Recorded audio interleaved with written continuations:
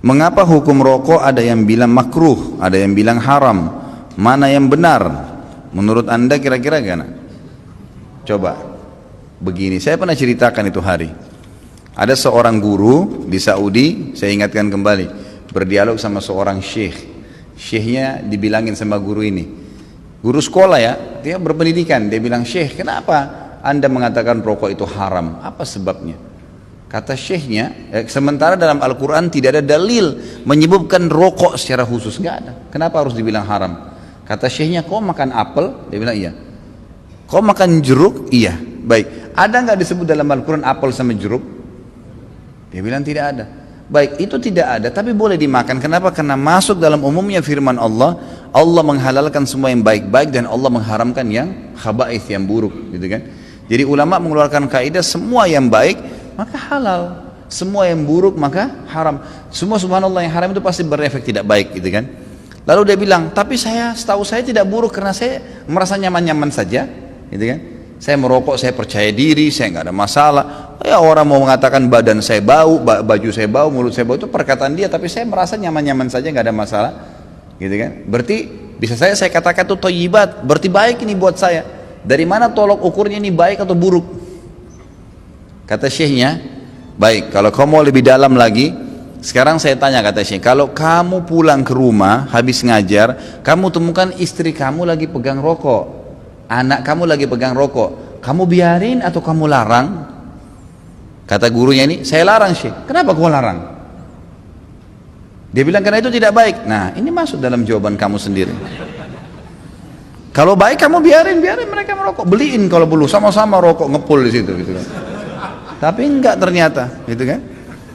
Jadi lebih baik ditinggalkan, gitu. Jadi jangan berdalih kalau salah dan tetap dilakukan, akuin kesalahan. Itu poin penting. Ini enggak, sudah salah membela, ini masalah ini. Enggak boleh, jadi terus menerus. Kadang-kadang subhanallah ada orang juga supaya dia tetap dalam mempertahankan kesalahannya, mencari orang yang lebih buruk, gitu kan?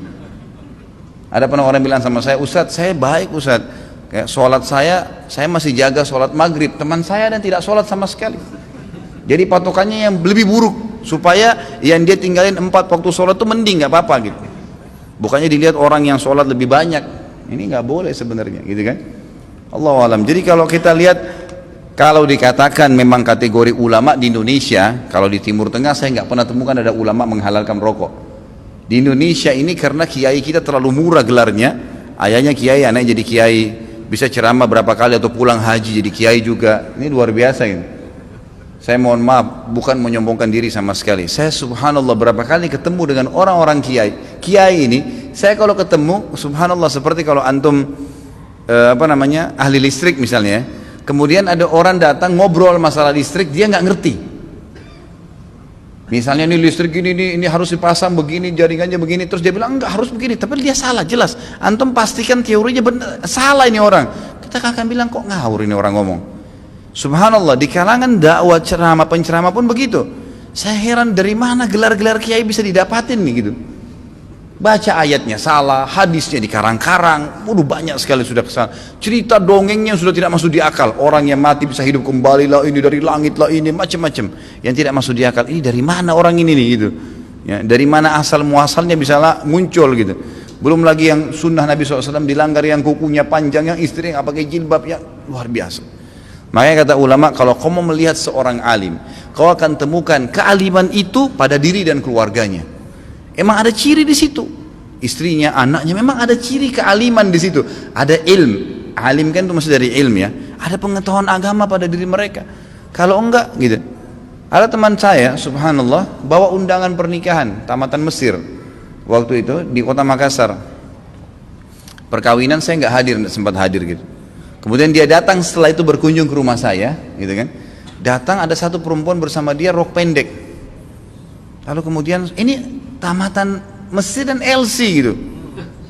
Jadi akhirnya saya ngobrol-ngobrol sama dia, ahlan akhi, baik gini-gini. Saya tahunya selama ini orangnya memang teman-teman ini semoga Allah berikan hidayah, malas sekali terjun di dakwah gitu.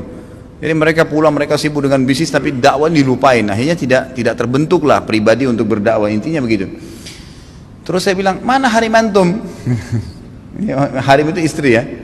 Oh ini dia dengan malu nunjuk ini di sebelah gitu. Istri antum ini, Masya Allah. Semoga Allah kasih hidayah ya. Jadi bisa, kenapa nggak nikah dengan wanita yang berjilbab banyak, kesian ngantri, gitu kan? Ngapain harus ngambil orang yang tidak? Ya susah, jadi PR lagi ya. Tapi Allahu a'lam, ya, masing-masing orang punya cara ya. Jadi kalau kita temukan teman-teman kita yang bergelar kiai ini yang memakruhkan rokok karena dia masih merokok, gitu kan? Emang begitu. Ya semoga Allah kasih.